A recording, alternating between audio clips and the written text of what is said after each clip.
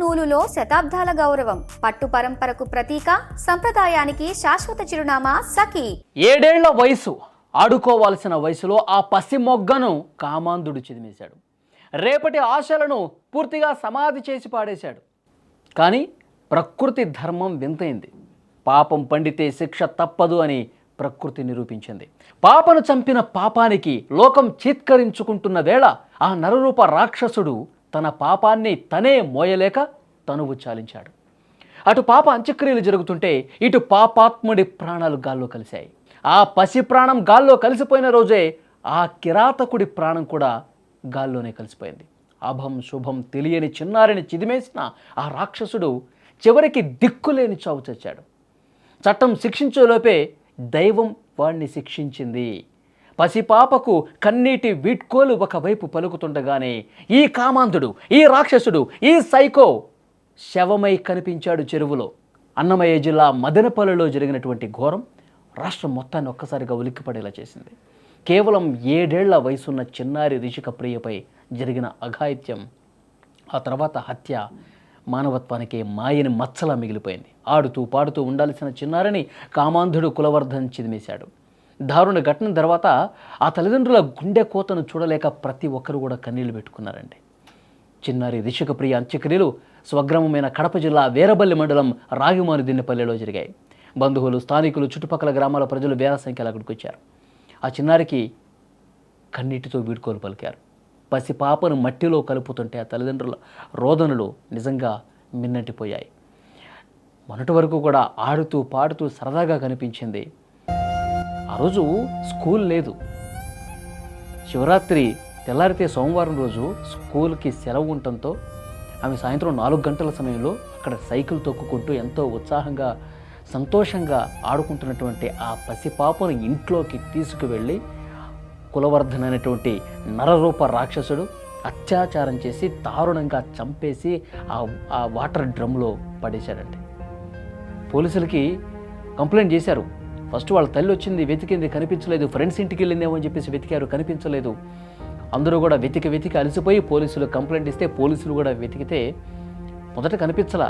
వీడేమైనా చేసుంటాడని చెప్పి అనుమానపడి పక్కింట్లో తలుపేస్తుంటే తలుపు కొడితే ఆ రాత్రి సమయంలో వాడు కిటికీలోంచి చూస్తే వాడు పడుకొని ఉన్నాడు. కనిపిస్తుంది కిటికీలోంచి వాడు పడుకొని ఉన్నాడు. ఆ డ్రమ్ము మాత్రం ఉంది. కానీ వీళ్ళకి అనుమానం రాల. అరే, చంపినవాడు ఇంత ప్రశాంతంగా ఎట్లా పడుకుంటాడని చెప్పి పోలీసులు అరే ఇతను అయ్యి ఉండళ్లే అని వెళ్ళిపోయారు. ఇక ఉదయాన్నే వచ్చారు. సీసీ ఫుటేజ్లో చివరిసారిగా ఇతనితో పాప ఉండటాన్ని కొంతమంది చూశారు. అలాగే ఆ సీసీ ఫుటేజ్లో చివరిసారిగా కనిపించింది. ఇక లేట్ చేయకుండా తలుపులు పగలగొట్టి లోపలికి వెళ్తే అక్కడ ఆ డ్రమ్లో విగత జీవిగా ఆ పాప వివస్త్రగా ఉంది. విగత జీవిగా ఆ డ్రమ్లో పడిపోయినటువంటి పాపను చూసి కన్న తల్లిదండ్రులు గుండెలు బాదుకుంటూ రోధించారు. వాడిని అక్కడే చంపేంత కోపంతో, ఆగ్రహంతో ఊగిపోయి వాడిని మాకు అప్పగించాలని చెప్పి పెద్ద ఎత్తున ఆందోళన చేశారు. ఆ తర్వాత వాడిని పోలీసులు అతి కష్టం మీద చట్టాన్ని చేతిలోకి తీసుకోవద్దని చెప్పి వాడిని వాళ్ళ వెంట తీసుకెళ్లారు. రహస్య ప్రాంతంలో విచారించారు. వాడి వాంగ్మూలం నోట్ చేసుకున్నారు. తర్వాత పాప పోస్ట్మార్టం రిపోర్ట్లో కూడా మొత్తం బయటపడింది. వీడేమేం చేశాడు, అత్యాచారం చేసి చంపేసినట్టుగా వాడు ఒప్పుకున్నాడు. పోస్ట్మార్టం రిపోర్ట్లో కూడా ఆధారాలు లభించాయి. సో కోర్టుకు తరలిస్తున్న క్రమంలో జనం ఎక్కువ ఉండటంతో, పోలీసులు కూడా కొంత ఇబ్బందికర పరిస్థితులు ఉండటంతో రక్షక వాహనాన్ని తెప్పించి ఆ వాహనంలో అతన్ని కోర్టు వరకు తీసుకొచ్చే కార్యక్రమం చేశారు పోలీసులు. అయితే డ్రైవర్ ఒక్కడే ఉంటాం. ఎందుకంటే ఈరోజు ప్రెస్ మీట్లో చెప్పారు పోలీసులు మొత్తం అతను ఏ విధంగా చనిపోయాడు, ఈ ఘటన ఏ విధంగా జరిగింది కూడా క్లియర్గా మీడియాకు వివరించారు. అయితే రక్షక వాహనంలో అతన్ని ఎక్కువగా జనాలు ఉన్న ప్లేస్ నుంచి కాకుండా వేరే ప్రాంతంలో తరలిస్తుంటే ఆ రక్షక వెహికల్లో ఒక డ్రైవర్ మాత్రమే ఉంటే అదే అదునుగా భావించి అతను పరిగెడుతూ తప్పించుకొని పారిపోయే ప్రయత్నం చేస్తూ అక్కడ చెరువులోనే తనంతట తానే దూకేశాడు. ఎందుకంటే బయట కనిపిస్తే జనాలు చంపేస్తారు, లేదంటే పోలీసులు కూడా ఎన్కౌంటర్ చేస్తారని ఒక భయం పట్టుకుందేమో బహుశా. ఆ పోలీసు వాహనం నుంచి తప్పించుకుంటూ పోయి చెరువులో దూకి ఆత్మహత్య చేసుకున్నాడని చెప్పి ఈరోజు నేరుగా పోలీసులే మీడియా ముందు ఈ విషయాలను కూడా వివరించారు. ఇప్పుడు ఆ తల్లిదండ్రులు మొదట నమ్మల. వాడిని మాకు చూపించండి, మా పాప అంత్యక్రియలు అయిపోయినాయి, మేము చాలా బాధలో ఉన్నాం, మాకు ఒకటే టార్గెట్ ఇప్పుడు, వాడిని మాకు అప్పగించండి అని చెప్పి వాడు చనిపోయాడమ్మా, వాడంతటి వాడే ఆత్మహత్య చేసుకున్నారు, మీరు ఎలాగో చంపేస్తారని చెప్పి వాడు నిజంగానే భయపడ్డాడేమో, చెరువులో దూకి ఈరోజు ఉదయం శవంలా కనిపించాడని చెప్పి పోలీసులు చెప్తే, మేము వాడి శవాన్నైనా చూపించండి, వాడి శవాన్ని చూపిస్తే కానీ మా కడుపు మంట చల్లారదు అని చెప్పి ఆగ్రహంతో ఊగిపోతున్నటువంటి ఆ గ్రామస్తులు, బంధువులు, తల్లిదండ్రులు అంతా కూడా పోలీసుల ముందు మాట్లాడారు. కానీ జరిగిన విషయం కూడా వాళ్ళకి చెప్పారు. చూసారా, ఇక్కడే విధి తన విచిత్రమైన తీర్పుని వెలువరించిందండి. పాప అంత్యక్రియలు జరుగుతున్న సమయానికి ముందే ఆ పాపను పొట్టన పెట్టుకున్న కిరాతకుడు కులవర్ధన్ ప్రాణాలు విడిచాడు. అన్నమయ్య జిల్లాలో కరసానివారిపల్లి చెరువులో అతని మృతదేహం కనిపించింది. పాపను చంపిన పాపం ఉరికిపోతుందా? అందుకే వాడి పాపం కూడా పడింది. ఆత్మహత్య చేసుకుని చచ్చాడు. స్థానికులు ఇచ్చిన సమాచారంతో ముదివేడు పోలీసులు వెంటనే ఘటనా స్థలానికి వెళ్ళారు. ఆ మృతదేహాన్ని పరిశీలించారు, వాడిదే అని చెప్పి తేల్చారు. సో అంటే తప్పు చేశాను అన్న భయం వాడిని వెంటాడింది. లేదంటే పోలీసులు చంపేస్తారు, వీళ్ళైనా చంపేస్తారు, ఇక నాకు జీవితం లేదు, భవిష్యత్తు లేదు, మొత్తం అంధకారం అయిపోయిందని చెప్పి వాడు భయంతో వాడంతటి వాడే ఆత్మహత్య చేసుకున్నటువంటి పరిస్థితి ఉంది. చూసారా, అంటే కర్మ వదిలిపెట్టదు. వాడు నేను ఆ పాపని ఈ విధంగా చేశాను అని చెప్పి చేసేటప్పుడు వాడికేమీ తెలియదా, గంజాయి మత్తులో ఉన్నాడేమో అని చెప్పి ఒక అనుమానం కూడా ఉంది. దాన్ని కూడా తేలుస్తారు పోలీసులు. ఈరోజు ప్రెస్ మీట్లో ఈ విషయం కూడా చెప్పారు. గంజాయి సేకరిస్తున్న కొంతమంది, కన్జ్యూమ్ చేస్తున్నటువంటి కొంతమంది ఇలాంటి వికృత చేష్టలకు పాల్పడుతూ ఉన్నారు. వాళ్ళ భరతం పడతామని కూడా చెప్తున్నారు. గంజాయి అసలు రాకుండా, స్టేట్లోనే లేకుండా చాలా గట్టి చర్యలు తీసుకుంటున్నామని చెప్పారు.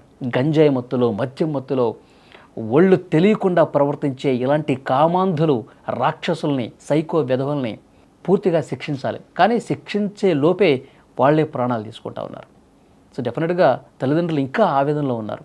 నిన్నటి వరకు ఇంట్లో ఎంతో సంతోషంగా కనిపించినటువంటి ఆ ఇంటి మహాలక్ష్మి ఈరోజు కళ్ళ ముందు కనిపించకుండా పోయింది. ఆ నవ్వులు, ఆ చిన్న చిన్న నవ్వులు, ఆ ఇంట్లో ఆడపిల్ల సందడి, ఇవన్నీ ఈరోజు మోగబోయాయంటూ ఆ కుటుంబ సభ్యులు కన్నీళ్లు పెట్టుకుంటూ రోధిస్తూ ఉన్నారు. ఆ రోజు సెలవు ఉండటం వల్ల, ఇంట్లో ఎవరూ లేకపోవటం వల్ల ఈ కామ పిశాచి, ఈ కామాంధుడు, ఈ సైకో క్రిమినల్ ఇంతగా తెగబడతాడని చెప్పి ఊహించలేదంటూ ఇంకా రోధిస్తూనే ఉన్నారు. అసలు వాడిని పెంచినటువంటి ఆ తల్లిదండ్రుల్ని, ఆ కుటుంబ సభ్యులకి ముందు బుద్ధి చెప్పాలి, వాళ్ళ మీద కేసు పెట్టండి సార్ అంటూ ఈ తల్లిదండ్రులు చాలా ఆవేదనతో చెప్తా ఉన్నారు. ఈ వీడియో చూస్తున్న ప్రతి ఒక్కరూ స్పందించండి. మదనపల్లెలో ఉన్నటువంటి ఆ కిరాతక సైకో వెధవని వాడంతటా వాడే చనిపోయాడా లేకపోతే ఇంకేమన్నా జరిగిందో తెలియదు, కానీ పోలీసులు మాత్రం చెప్తా ఉన్నారు వాడే తప్పించుకుని పోయి చెరువులో పడ్డాడని. గతంలో కూడా మనవరాలి వయసు ఉన్నటువంటి ఇదే మదనపల్లిలో జరిగింది. ఆ గ్రామానికి పెద్దగా ఉన్నటువంటి ఒక వ్యక్తి ఏం చేశాడో చూసాం. అదేవిధంగా పోలీసులు తీసుకెళ్తుంటే తప్పించుకుని చెరువులో పడ్డాడని కూడా ఆ వార్త కూడా మనం చూసాం. అంటే కాలం ఎవరిని వదిలిపెట్టదు. తప్పు చేస్తే ఏదో వచ్చే జన్మలోనో లేకపోతే కొన్ని సంవత్సరాలు అయిన తర్వాత వాడు శిక్ష అనిపిస్తాడంటే కాదు. దేవుడు అన్నీ చూస్తూ ఉంటాడు.